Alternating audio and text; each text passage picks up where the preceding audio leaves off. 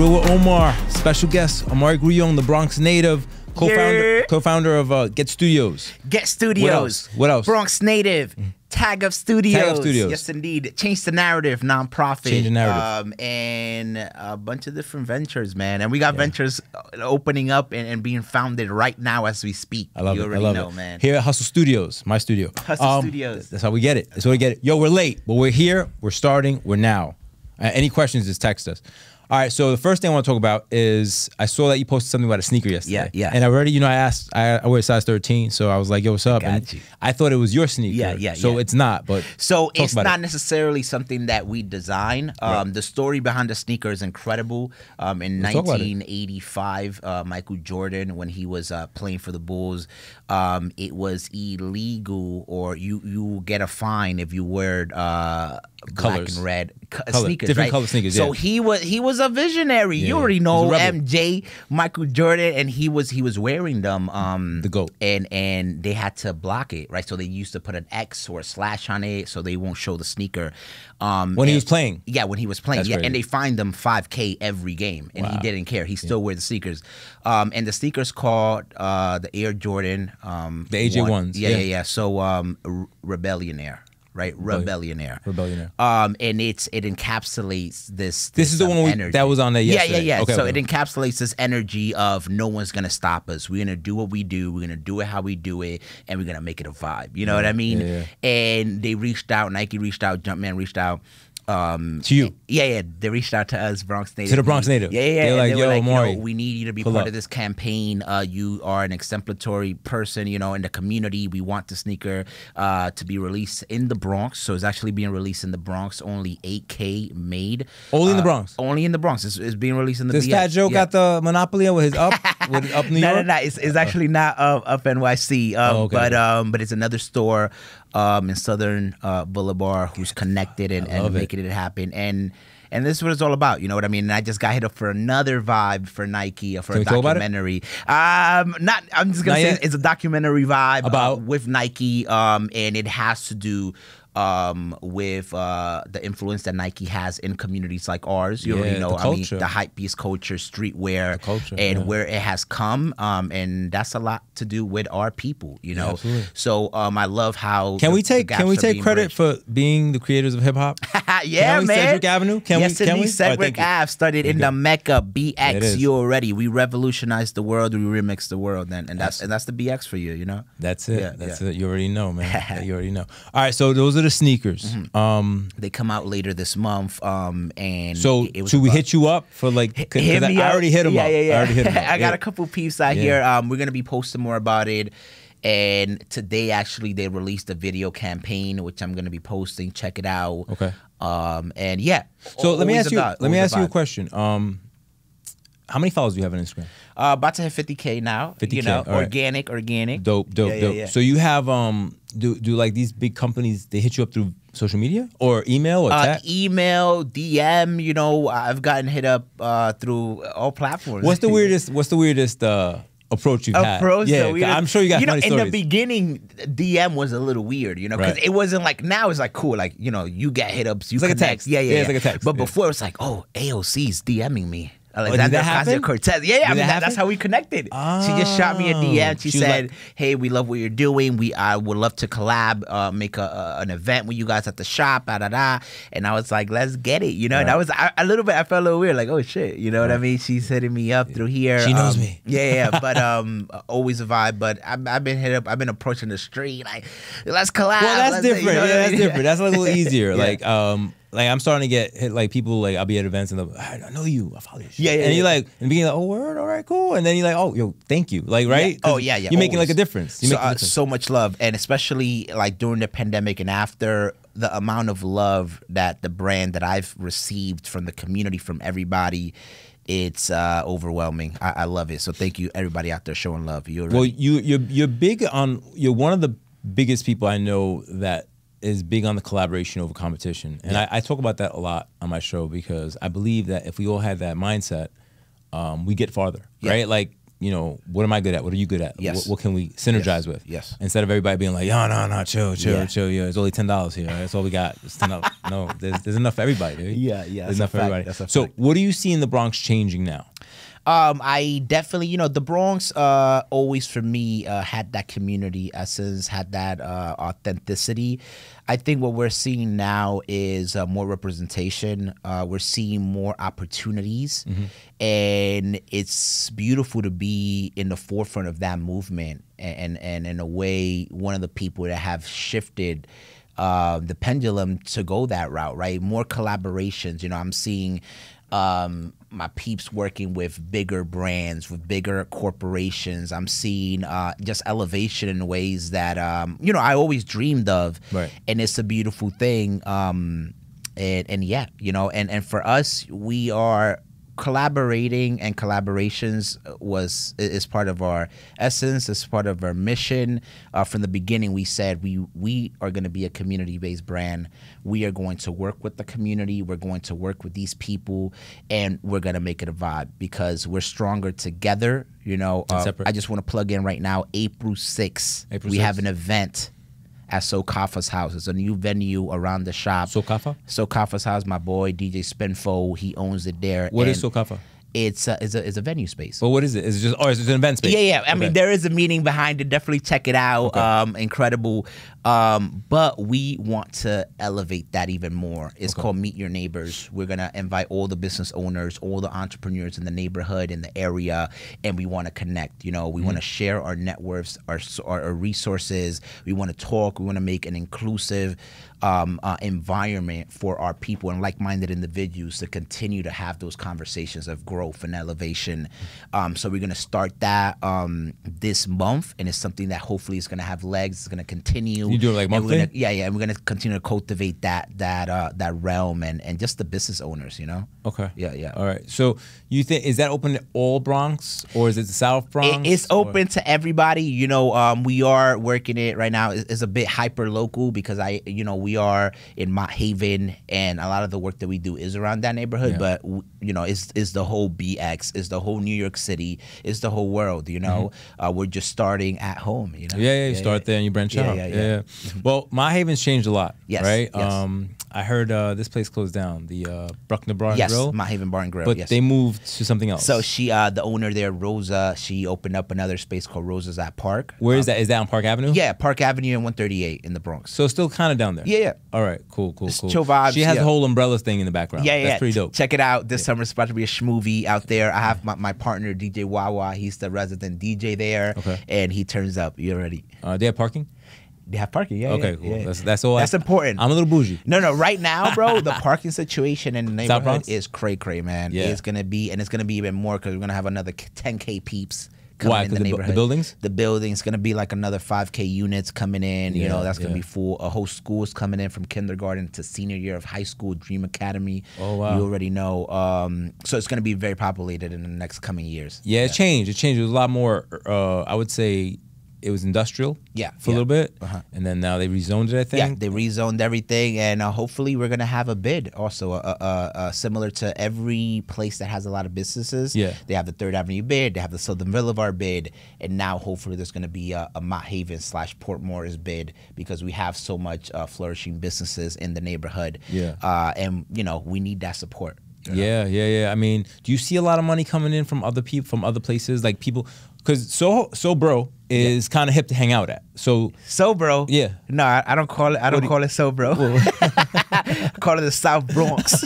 You already know. Well, that's what Manhattan's calling it. That's what. Yeah. They're trying to rebrand it. And I'm a branding guy. I come from that realm, and I just can't. I can't. You can't go with it. I can't condone. Yeah. But you have a lot of people coming from Manhattan. Yes. People from Brooklyn coming in there. Besides Roses, what else is down there right now? Yeah, so we have a lot of things. A new couple coffee shops just opened up. We have Choco Bar Cortez. I'm looking to do some coffee shop type thing. We'll talk about that like on premise. Yeah, Of course. And they're all my peeps. You know, there's Carlos Cortez opened up Chocobar, which is an amazing chocolate restaurant, coffee. All chocolate? I mean, they're a chocolate company, right, about 100 years old, from Puerto Rico and Dominican Republic. Oh, so everything's mad sweet. So everything. No. Actually, they extract the cocoa and they use the dark chocolate. You gotta have it because everyone's like, oh, too sweet, bruh. It's a vibe. It's the food is elevated to a point, but it's you know, incredible. You got to check it out. Just opened up one of the hottest spots right now in the neighborhood. We have my boy Hector Carvajal, who is just opened up a Thinkubator, which is a coffee shop also on Alexander Avenue. He has a coffee company. He's about to open up a coffee shop in Hunts Point. He's one of the, you know, if we're talking about entrepreneurship, young people in the Bronx making it happen, he's up there. He's up there with me, Carlos, and what we're doing. You know, he's a young dude, Dominican driven. We have 787. Puerto Rican, yeah. So that's a new coffee shop that just opened up where Filtered used to be. Damn, so they're popping literally down there 3, right and then there's a couple more right coming. after the pandemic. Yeah, right after the pandemic. I'm like, you know, I was asking for coffee shops for a minute. You know, right? Well, there was one coffee shop that everybody used to go to. Yeah, so that closed. That closed, and then they went 787 Motley Kitchenette. Yeah.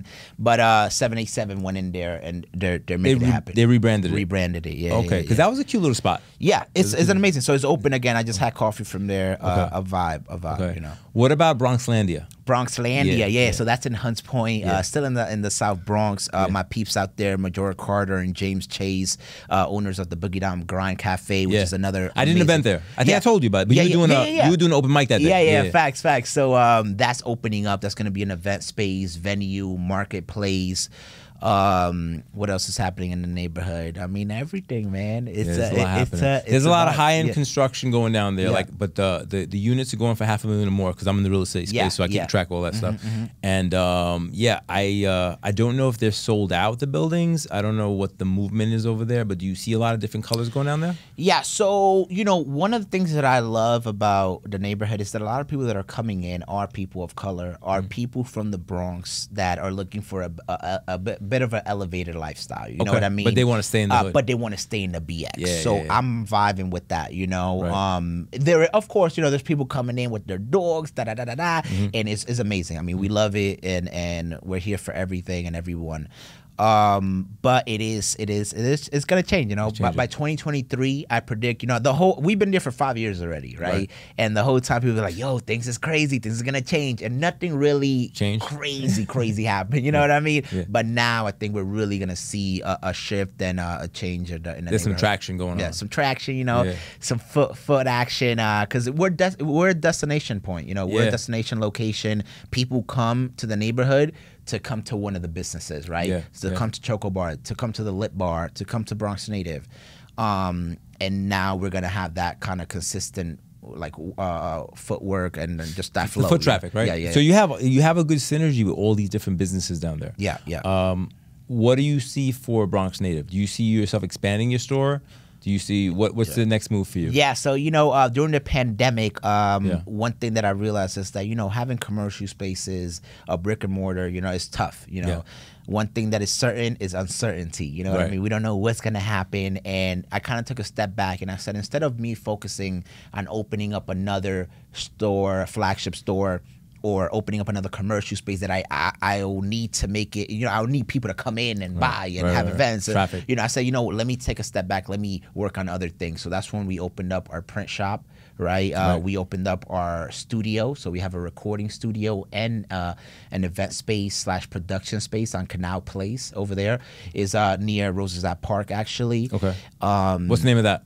That's Tag Up Studios? Tag Up Studios. Okay. Yeah. So what's happening is that the neighborhood, there's a lot going on, but it keeps moving to Canal, Park Avenue, and Ryder Avenue. Those three, which were primarily factories, but now also being rezoned. There's a lot of studios, photo studios, podcast studios too. You know, so a lot of traction over there. And you know, we've been here for 1 year now with Tag Up Studios, and it's been amazing.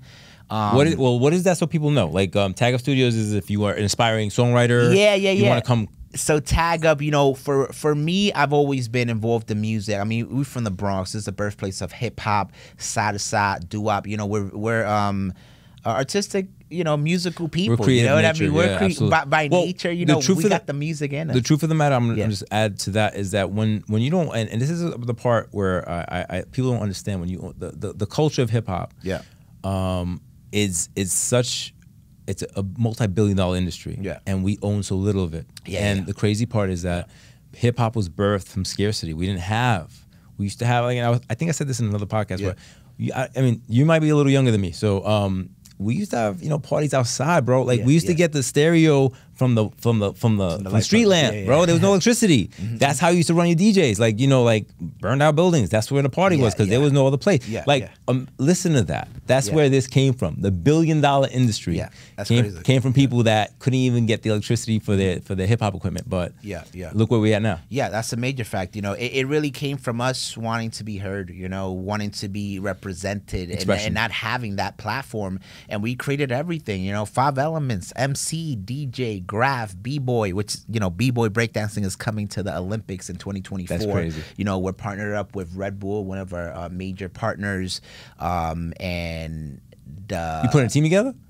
What, breakdancing team? Hey, I wish, man. I'm talking to some peeps that are like already breakdancing from the Bronx. Because I mean, we got to be represented right now. Hip hop went to the world, right? A lot of the people that are winning these competitions are not from the Bronx. Are not from the BX. They're like from Brazil. They're from Asia, which is amazing. But we gotta, you know, we gotta rep the home set. You know what I mean? You can't just create it and give it away. Yeah. So I've been talking to some peeps. I'm like, bro, if we set up a team, like, we'll sponsor that team. You know, have them, you know, suit up. You know, go to the Olympics, you know, vibe out, have a schmovie, and do it up, you know. Yeah. So that's in the works. Is in the works. Yeah. I mean, everything's in the works. Okay. You know? So how much do you feel people or corporations are reaching out to you?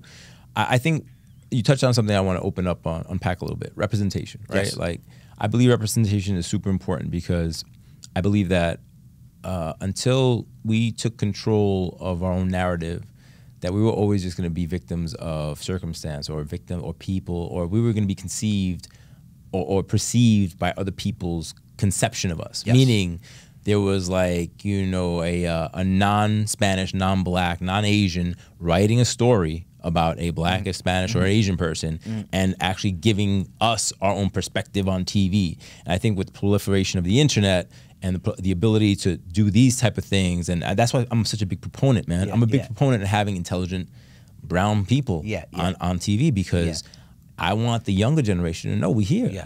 You know, like, and you don't need, if you have enough of this and a little bit of this, you can make your own shit happen. And I think that's super important, because I think before the proliferation of the internet and all that, there were so many gatekeepers, and there's so many people that were like able to be like, nah, you're not passing this, or we don't like that show. And I'm like, yo, fuck you, I got my own show. You know what I'm saying? Like, but that's become the truth. That's become the truth, and that changes everything. And going back to hip hop, right? So we created hip hop, and I'm not saying anybody stole it from us. I'm just saying that people with resources are able to do more with it. Yes.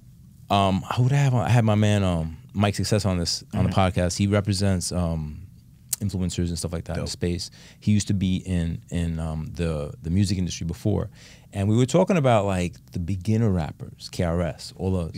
How, and I'm not to shit on them. If they, you know, they want to be on the show, hit me up. But you know, they didn't get it the way they should have gotten. Facts. Not like Slick Rick still working. Like, you know what I'm saying?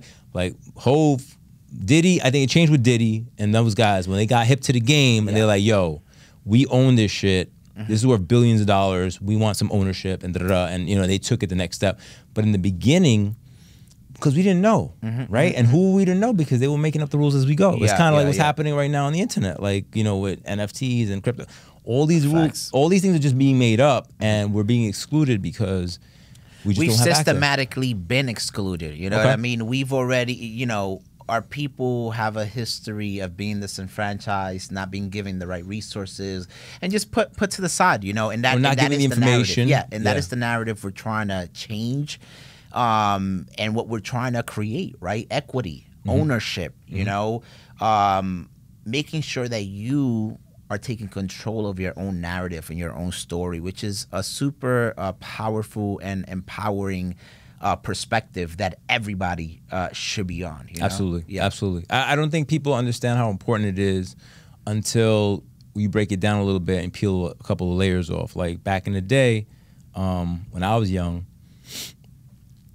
the safe doctor or lawyer. That was it. Yeah. Yo, you mean doctor or lawyer? Because that was success. That was the two safest things you could be, right? You'll be rich, you'll be successful, or take it a step further in the hood, rapper or basketball player, or rapper or athlete. Let's say athlete. Yeah. Why is that the only fucking thing? You know what I'm saying? Like, yo, why can't I be the CEO of something? Nah, you don't do that. Yeah. But kids don't understand that you perpetuate a fucking image, and people they get programmed. They're like, yo, that's not for me. Yeah. This is for me.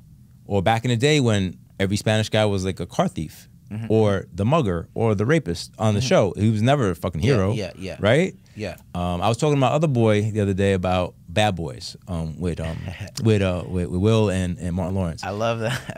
I love the movie, but I love the movie so much more because I don't feel that it was like a black movie. I feel like it was a dope movie, and it could have been anybody. Yeah. In the Will and Martin Lawrence roles, white, black, it could have been whatever, but the way they created that world to me was true perfection.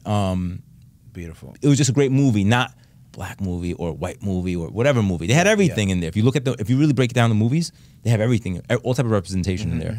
And I think that's the way I would love the world to look. Yeah. And this show is just my little contribution. To changing the way that is. No, it's a fact. And also, I tell this to everybody, in the Bronx, if you look at the history, the Bronx has always been a place that had immigrants, that had communities that were not the top in tier of the class system. You know what I mean? Right. It's always been before it was Black and Hispanics, it was Irish and Jewish. You know what I mean? And it was these communities that were kind of like the working class, the immigrants that came to this country to work hard.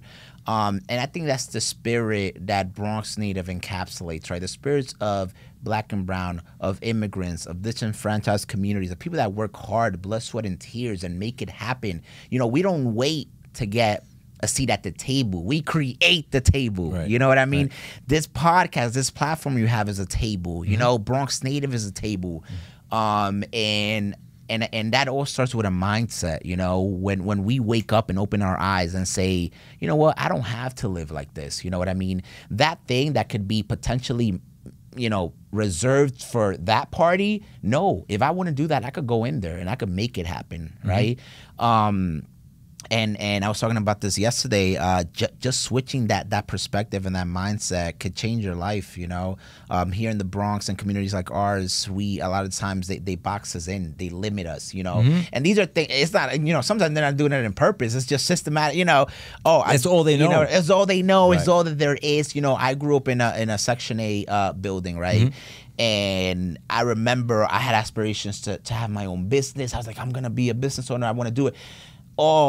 Section 8, you can't have your business register here, the money is they're gonna raise up your rent, Okay. And then I remember just thinking, like, how I can't move up, and it's the same thing also with NYCHA residents, right?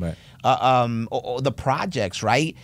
They set it up in a way that if you go over the amount of money that you should be making, you don't qualify to live. You don't qualify, so you're like in a limbo. You don't qualify for NYCHA or Section 8, or you don't qualify for the top tier. So it's just like, I'm gonna stay here, because this is the safe route. This is how I survive. This is how I make it happen. Basically, if you stay in your lane, you're good here. That's basically what it's telling you. You can stay there. You're good. We're gonna give you this. You're gonna barely survive. You're gonna barely make it happen. And you'll be grateful. Yeah, and you'll be grateful. I am done with surviving. I want to live. I want to thrive. And I want to thrive. Word. I want to succeed. I want to win. And I want everybody to win. Yeah. And that's what we're doing. Step by step, and it's a beautiful thing. I think the generation before us, or for you, 2 generations before you, the generation before me, when they came over, whether from Puerto Rico, DR, wherever, they come from nothing. Like, from dirt roads and shit, and like not even working fucking sewage system to coming in, and then Section 8 and Medicaid and Medicare were like, wow, you know, like, great, this is so much better. Amazing. Yeah. So, but what happened is, and especially for the Puerto Ricans, I can speak for them, from what I saw, it almost institutionalized us. Yeah. Oh, no. Of 100%. Right. Even my mom to this day, like, there's some things that she does, I'm like, oh my God. I mean, you know, you know, like, why? ¿Por qué, mami? But you know, it's what they know. You know, it's what we've been formatted to do. But it's up to us to break that barrier. You know, and that's what we're doing. Yeah, I think the only way to break the barrier is through information. Yeah. And by sharing information with people, and you know, like, unfortunately, people, they tend to believe what they want to believe, right? Yeah. So you gotta keep preaching it. Yeah. Because you know, like, this whole the whole past two president, the president now, president before, if that wasn't a lesson in just information changing insane, just the country, insane. I don't know what else is. Even this whole thing with Russia right now, I'm like, bro, insane. I look at the news, I'm like, how much can I believe? It's like, honestly, bro, like, we've gotten so smart and so much communication, so much we got everything. Yeah. But it's actually brought us back, bro. Isn't that crazy? It dumbed us up. Now we're just there like, oh, well, what's real? The conspiracies? Is this really happening? Fake news?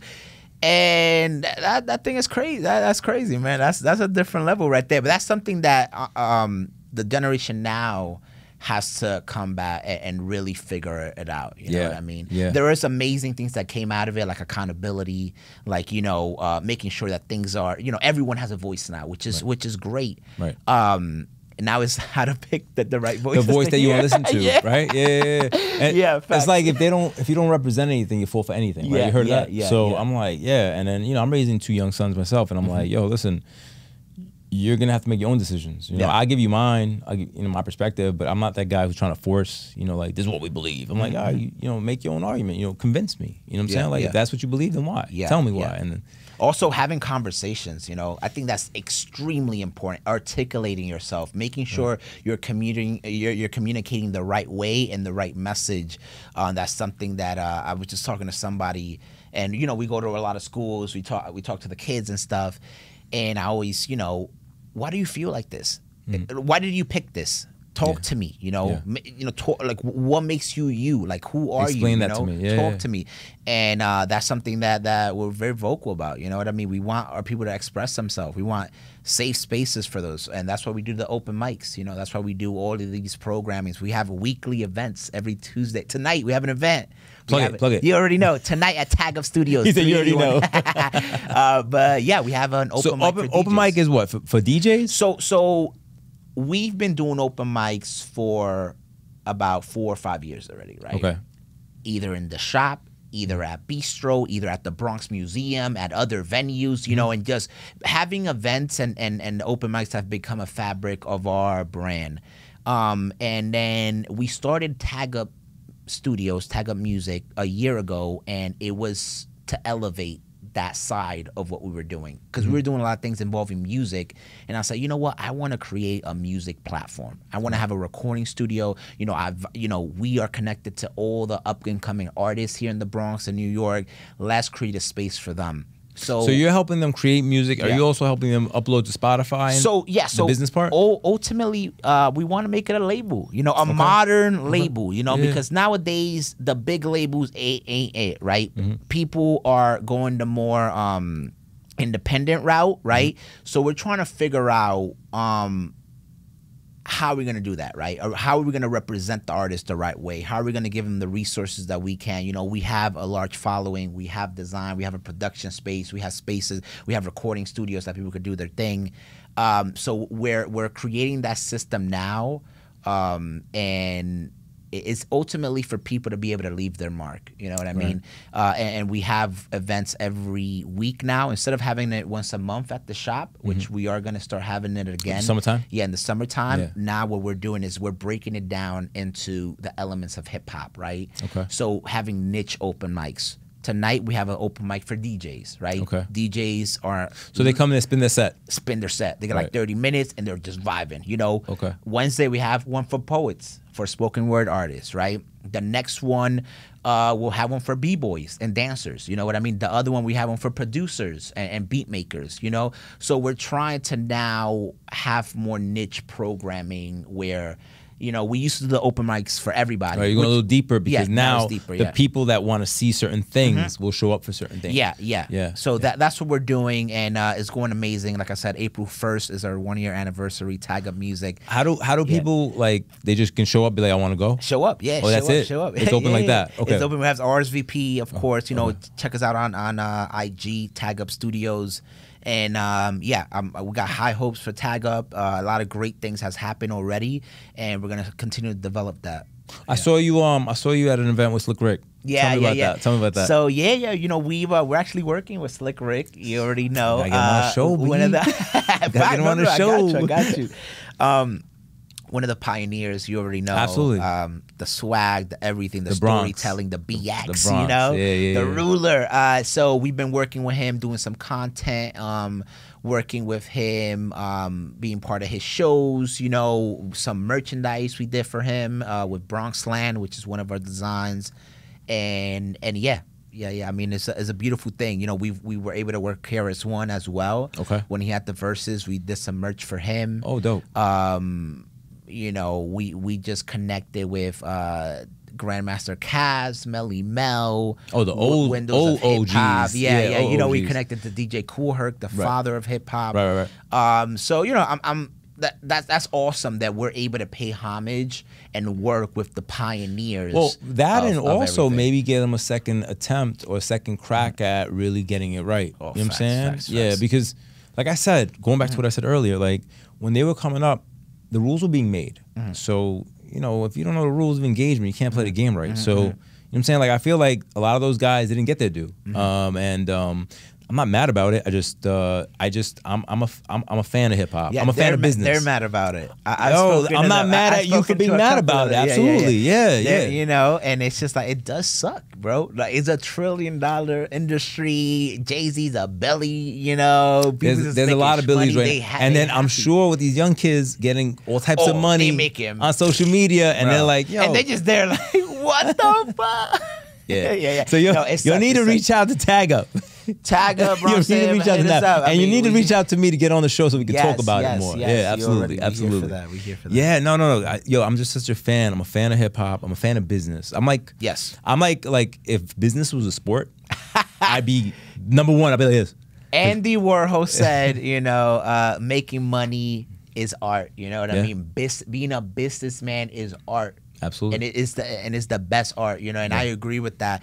And I think more than ever now, as an artist, as a creative, as an athlete, you got to be also a businessman. Yeah. You are brand. Either you're a businessman or around a team that's going to take care of you, right? Or businesswoman. Or be just awake because, you know, like there's so many bad stories about people that, you know, being misguided, right? Yes. Because agents are doing their shit for them. Money managers doing their shit for like I don't want to break out people's businesses, but you know I've heard stories and they're like, yo man, you told me to do this. This shit was fucking crazy high risk. He didn't tell me and I lost all. Yeah, it's always you know because he was getting some money from, and I'm like, yeah, it's fucked up, man. I'm sorry. Yeah. It ain't it. But we have to equip ourselves, man, and you cannot only do one thing now. You know, you can't just be like, oh, I'm gonna do this. You gotta be an editor. You gotta be a social media manager. You have to make sure you look good. Right. You gotta make sure da. Yeah, like going back to what you're saying. So we're all, and I think the one guy who's done this the best. Shout out to Dwayne, is The Rock. Oh my man, gosh. Shout out to Dwayne. My man created a personality, and he sells everything. No. He breaks every record. Every record. Yeah. No. I mean, he's the highest paid actor. He got a tequila. He's in Disney movies. He got an energy drink now. He got everything, and he's breaking all the records. Everything. Because he created a true community with the brand through, I believe, social media. That's where he really connected with everybody. And now he's just killing it. Take that blueprint. It's not that hard. Yeah, and he has that work ethic, man. Yeah. He's an animal. Well, yeah, that's the part that a lot of people don't talk about. Like where they're like, yo, you know, positive thinker. I'm like, yeah, man. What about definitive execution? Like, what's up? What'd you do? You gotta apply that pressure. I didn't get out of bed today. Well, you fucked it up. You didn't do it already. But like going back to Dwayne, like when he first started, they were shitting on him. They were like, you gotta lose weight. You too big. You this. You like, and he was like losing weight, and he was like, yo. He was losing weight. Yeah, in the beginning, they told him to. They told him, yo, you're too big for the movies. He was. And he had to drop weight. He's like, it's horrible. And then he ended up firing his whole team. Yeah. He was like, yo, fuck it, I gotta do it my way. And then he started doing it. He got lucky. He got the Scorpion King. He can't do no wrong. Yeah, I said, I'm a fan of business. Yeah. He like, got his $6 production. That's his production company. And the story about $7. Damn. I don't know why I said 6. Thank you for that. I got you. Yeah, no, but again, I'm just a fan of business. Like I'll watch a blueprint of like success, and I'll be like, yo, how do you do it? And you mentioned a few of it. Like, yo, the work ethic has to be. So there's some pillars to it. That if you don't have these things, do not pass go. Like, right now, what's the number one pillar? Let's go pillar to pillar. Pillar to pillar. First is ambition. Yes. If you don't, like, I don't know if you watch, like, I posted this the other day. I was like, I want to stay in bed, but my ambition won't let me. Because you got to want it. You got to want it. Yeah, I can't, and nobody could give you that. Yeah. Nobody, if that's you don't. You got to tap into that. That's one. Major fact. What's yours? Another pillar, your work ethic. Absolutely. You know what I mean? Yeah. You have to make sure your schedule. You got to make sure you got deadlines. You got to make sure you're on top of things, and just putting in those hours, man. Yeah. You know Making sure you show up. Yeah. 80% of it is just showing up. You know what I mean? Word. Be there and apply that pressure. You know. Word. I give you an example of that, and I'll give you my third pillar. 2 years ago, pre-pandemic, they were piloting the special mortgage program. And they were only offering it to 5 guys, right? This bank in New York, I can't name them. I don't want to get any problems. But so I was one of the guys. They were like, "Oh, Miss Figueroa wants you to show up. This guy's gonna show up." It's like 5 of you guys. Out of your 5, we're gonna pick one. So I was like, all right. So I show up. I think it was snowing that day. I was the only one to show up. Let's get Everybody else was like, "Yo, we're calling in." They're like, "No. The invitation said you have to show up." Facts. It was in Astoria, Queens. They were like, "Be at the office at this time." I was there. I was like, all right, I'm here. I was like, where's everybody else? They're, oh, this guy got caught in traffic, this guy. And the president of the guy came out, he was like, he's smoking his, not a cigarette, what do you go, the vape pen? What do you know? I was like, vape, I was like, what the fuck am I? But he was like, where's everybody else? And they were like, the guy who put it together, Don, he was like, yo, this is Omar. He owns Hudson Group, and Bill and whatever, Bill, Ted, Fed, whatever their names are. He's this, he's stuck in there. He was like, all right, fuck those guys. He was like, yo, you get the shot. Yeah, that was it. And that's just a great example of, yo, I showed up. Yeah, I just showed up. Yeah. So there was no guarantee, but you got to put your name in. You got to put your hat in the ring, right? To be considered. There've been places that I'm like, imagine if I did not come to this event. Imagine if I wasn't in this room, Imagine if I did it, if I just said, nah, and doors open up. Opportunities. Those opportunities are limitless. There's a saying, proximity is power. Yes. If you're near it, the shit can happen. Oh, yeah, if you're nowhere near it, don't even think about it, bro. What are you doing? Yeah, exactly. That's a major fact. So I got ambition, you got work ethic. Yeah. I'm going to go with...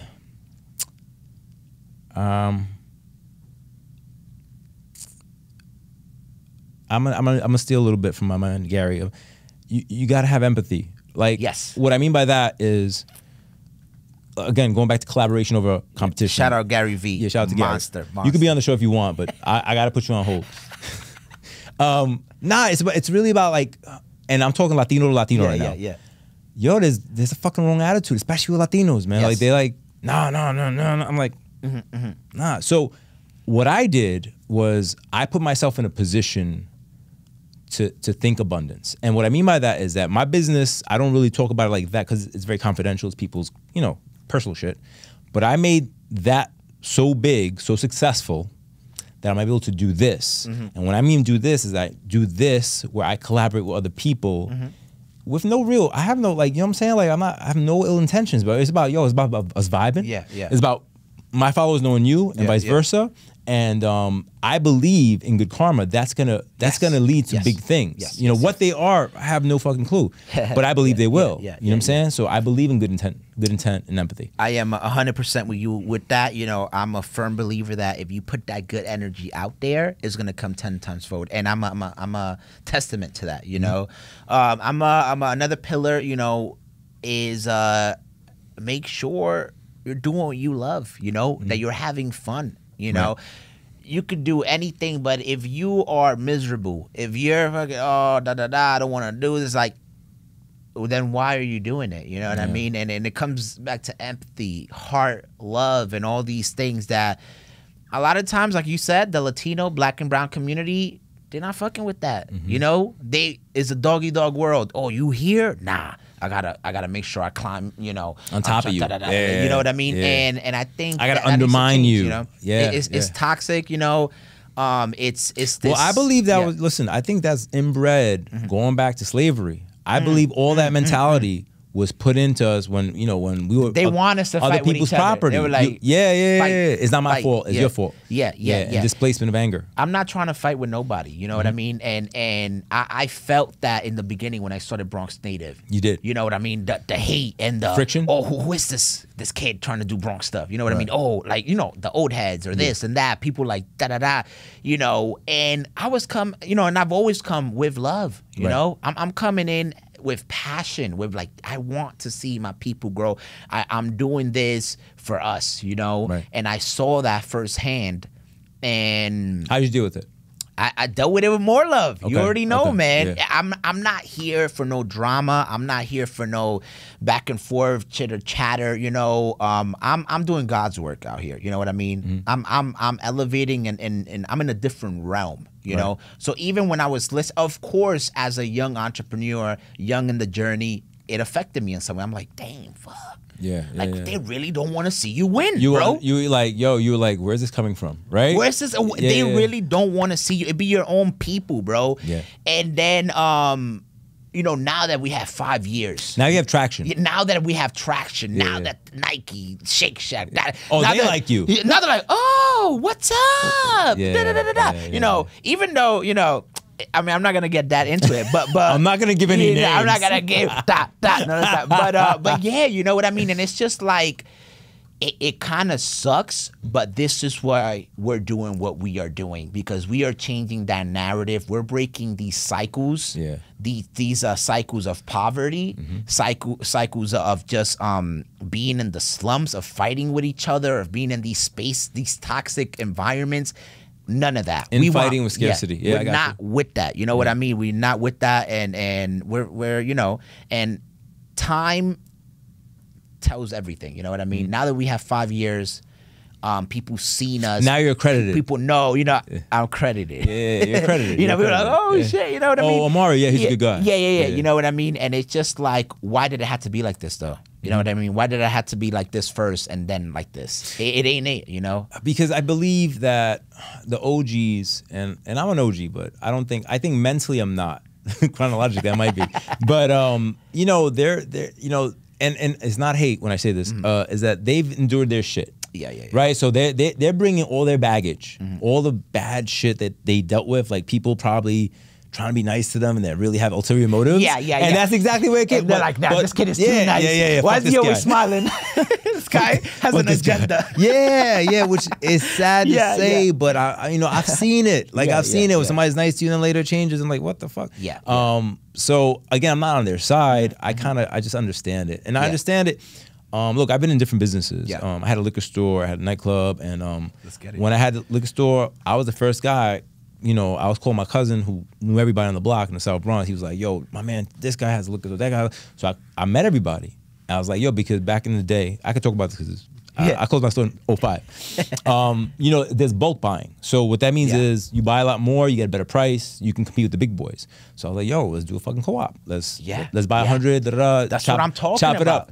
You was on that. That was 2005. Let's go. That was back in the day. I was like, yo, let's do that. I can buy this, you buy this. Let's trade. And that's totally illegal, but that's LA. But whatever, it don't matter, man. I'm not in the game no more. The idea was community, was togetherness. But the rules were divisiveness to create separation. And I was like, no, fuck that. We're gonna do this. We're gonna do that. And then I got into the nightclub because I'm like, yo, I got a liquor store. I'll make up a certain amount every month or every week. And then I was like, yo, if I had a nightclub, I could sell more. Distribution, right? The words that people use now, distribution. So I was like, if I get more distribution, I can make more money. And boom. And that's how I started. And then I got into the game. I got into the real estate game where they recruited me into the game, and they were like, yo, we'll pay you this if you find us buildings. And I was like, word? And that was it. Let's secure the bag. I was like, this is a lot more than I'm usually looking at. So I was like, I did my first deal, and that was it, man. I was hooked. I was like, oh, fuck this shit. I was like, I'm out. But had it not been them needing me for access to our communities, I would have never been invited to that table. Got it. Right. Got it. And then I learned. I created my own table, and my platform now is I help my people. Yeah. You know? No. And I think we should all, especially now more than ever, we just went through a whole pandemic, you know, which has opened the eyes of a lot of people, our people. We need to work together. You know what I mean? The pandemic, but what about what just happened? Shout out to Wells Fargo. Yeah. They just got caught out there for denying half the black applicants who applied to refinance. I did see that on welcome. IG. No, bro. I mean, I'm gonna keep it a buck. You know, and I'm not. Yo, but we live. Fuck the big banks, bro. Fuck the big corporations. Honestly, bro. Because when I was applying for the PPP, when I was applying for the EIDL, you know, the bank, EIDL, bro, no one was giving me the PPP. You know, I had to go through other means to get it. You know, and their overall goal is not to see us good or happy. You know, they just trying to make money. You know what I mean? They have their agenda. They have their priorities and stuff like that. And they're not here for the wellness of our people. You know what I mean? They're not here for the little man. Yeah. So and that's why I say fuck them. When I see stuff like that, you know, I'm not even surprised. I'm just like, yeah, bro. I mean, what are you, you know? We talking about this redlining. We talking about the system. We talking about all these things that have been put into place to stop us, bro. To not let us grow and to elevate. Something that happened the other day that really resonated with me because I saw myself in this situation. I was like, this shit could happen to me, and I got tight. Ryan Coogler, the director of Black Panther. You saw what happened to him? No. He went to withdraw $12,000 from his account, and they called the cops. And they arrested. They put handcuffs on him because he passed a note. All right, whatever. I still don't think it's right, but it was all tape. You can look it up. It's on Bank of America. Shout out to Bank of America. But you know why it fucked with me so much? Because I've done that. I've withdrawn 20,000, 30. I'm like, yo, can you imagine? Because I know me. Like I thought they arrested him, bro. Well, they handcuffed him because they thought he was gonna rob the bank. Then they let him go outside. And they. Yeah, I was like, it resonated so much with me because I was like, oh, I do that because contracted, whatever, you got to pay people. And I'm like, yo, man, because if they would have been like, yo, put your hands out, I was like, fuck you. It's my fucking, like, I could have seen me getting killed. This is your money. Yeah, like, I could have seen myself getting killed. You're getting handcuffs for taking your own money. Just listen to how that sounds. Yeah, that sounds crazy. That's crazy. You know, that's why crypto, I'm going to keep it a buck, you know, power to the people, decentralized, fucking the world. Fuck the banks. Fuck the banks. You know, I mean, but respectfully, I still use all of them. I have some accounts. Don't freeze my assets. But yeah, you know, and that's one of the reasons also why we are now getting involved with cryptocurrency, with NFTs, with all these things that give more ownership and more power to the people. You know, I can see you get into the NFT space as a creator. Yeah. So we are right now. We have a team. I'm connected with BX Crypto, which is another organization, and a couple of other parties, and we are really working on opening up a space, a platform, a hub in the South Bronx for all of these things. Okay. Crypto, tech, entrepreneurship, creativity, NFTs. We want to do programming. We want to have a gallery of NFTs. You know what I mean? We want to make sure that it's not only like, oh, we're putting NFTs out there. We're creating community around this, right? If you have an NFT, it gives you utilities. It gives you, you have access to come to the Bronx, you know, this and that. You have access to this event, you know, and just building that hype around it, which we already have all the dots, right? We have places like Bronx Native Fashion. Connect them. We have restaurants. We have this. We have that. Now, how do we create this entity and just this first time I'm saying it right now, it's probably gonna be called Bronx Land. You heard it here first, baby. Bronx Land, you already know, and we're making our shit, you know what I mean? We're making our land, our space, our table, you know, and we're making sure that the community comes with us, right? Making sure that we are doing programming around the youth, right? Teaching them about NFTs. Hey, you could make money. You know, we believe in wealth. Right. We believe in money. We want making money is not an evil thing. Yeah. And I want to tell this to everybody out there. We here to make money, right? Because honestly, without money, you can't get to that next level. You know what I mean? You can't do anything.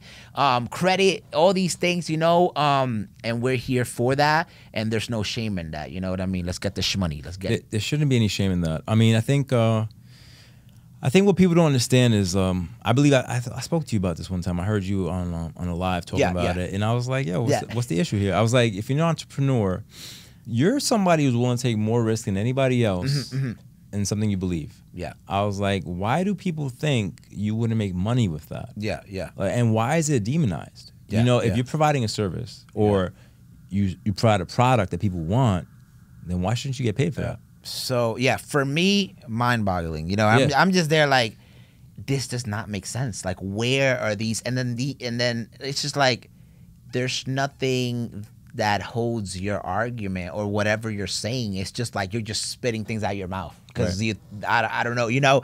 And yeah, man, you know, entrepreneurship I think is one of the toughest things to do in life because it's not a 9 to 5, it's not this and that. It's a 24/7, 365. 365. The holidays every day. You know, I sleep, I breathe, I eat this. You know what I mean? But it's also one of the most fulfilling things too because you're creating your own empire. You're doing your own thing, which brings a sort of ownership and brings a sort of like empowerment. Like, this is me. You know, this is who I am. This is what I do.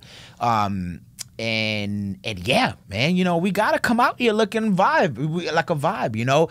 We look at these rappers, right? They don't do nothing for the community. We idolize them. Damn, those sneakers. Damn, look at those chains. Damn, look at that, right?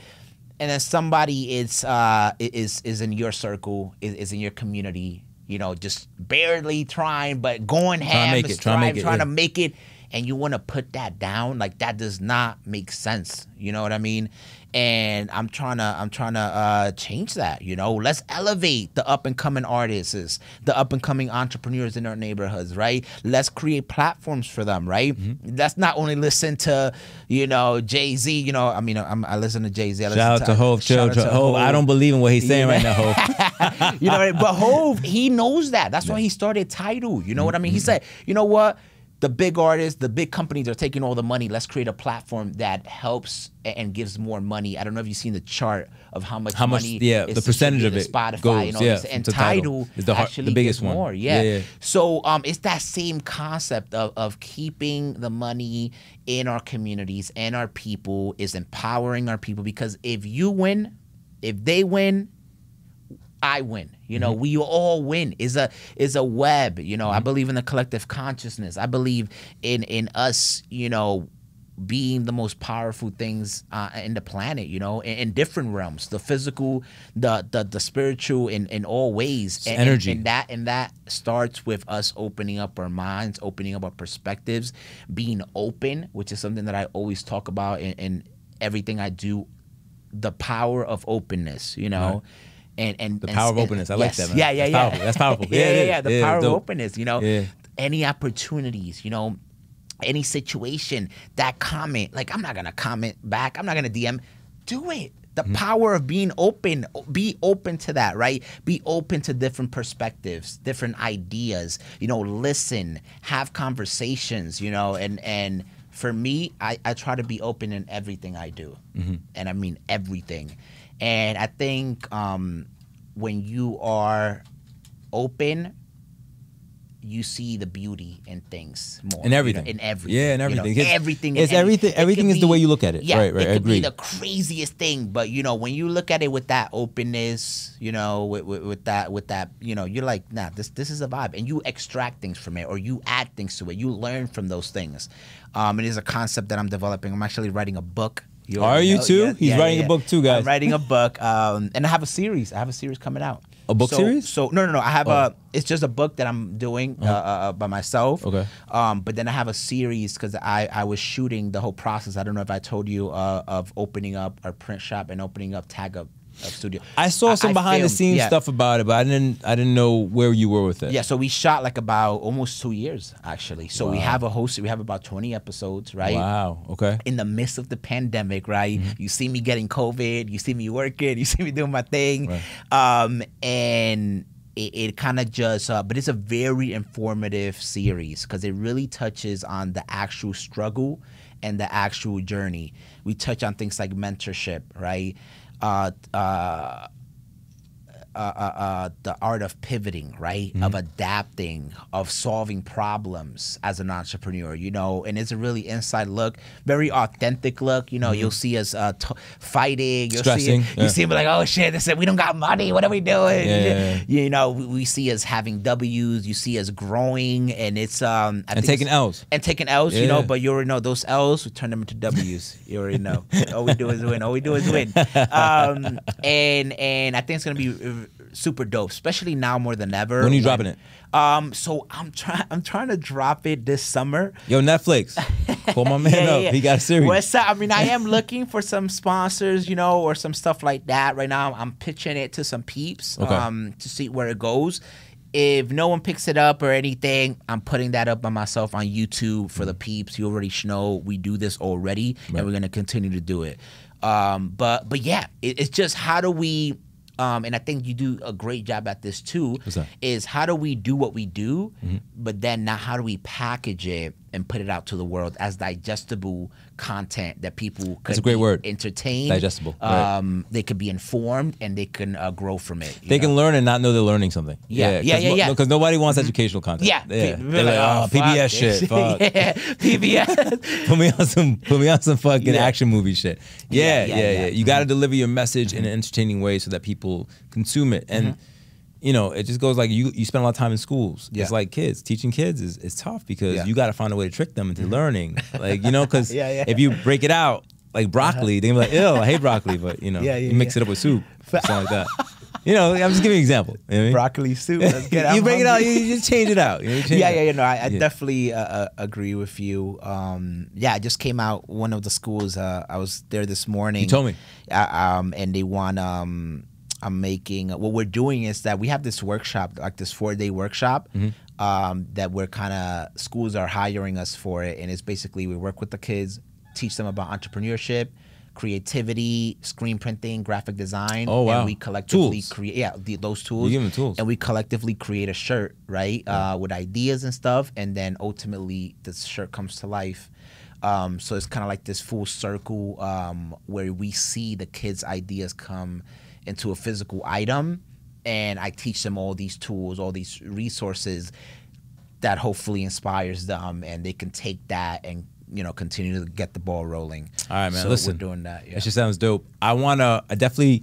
I think we should do something in a coffee shop in the summer. Yeah.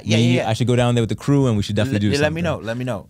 Where can people reach you if they need to speak to you? Please speak to the camera. Yes, indeed. This camera right over here. What's up, man? You know, thank you for having me. Yo, always a vibe. Always a vibe. Always a vibe. And this thank is you only for coming. the beginning. Always only the beginning.